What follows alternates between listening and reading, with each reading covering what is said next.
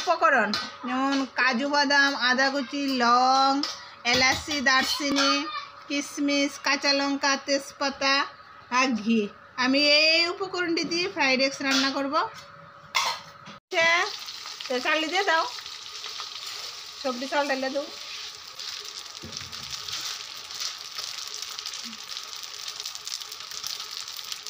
চাল দিয়ে এখন অনেকক্ষণ ভাজবো, লাগা দাও।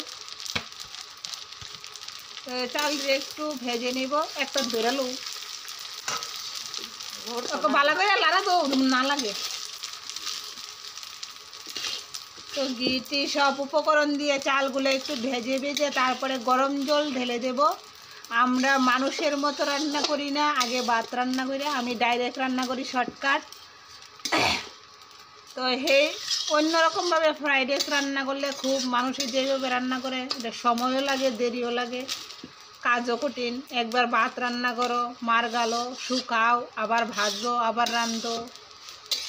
তো আমি এমনি ভাজা ডাইরেক্ট ওখানে ভাজা হয়ে সারলে গরম জল দিয়ে দেবো। গরম জল দিয়ে একটু চিনি, লবণ সব কিছু দিয়ে ডাইকা রাখো, বাস ফ্রাইড রাইস রেডি।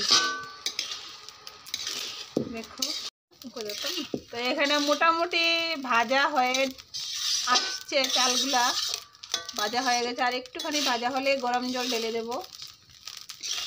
গরম জল দিয়ে দিলাম, দিয়া স্বাদ মতো লবণ দিয়ে দিলাম আর অল্পখানি চিনি দিয়ে দিলাম।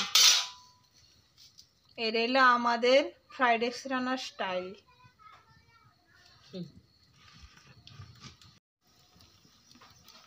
ফ্রাইড রাইস রান্না কমপ্লিট, এখন কড়াইয়ে নামায় নিব।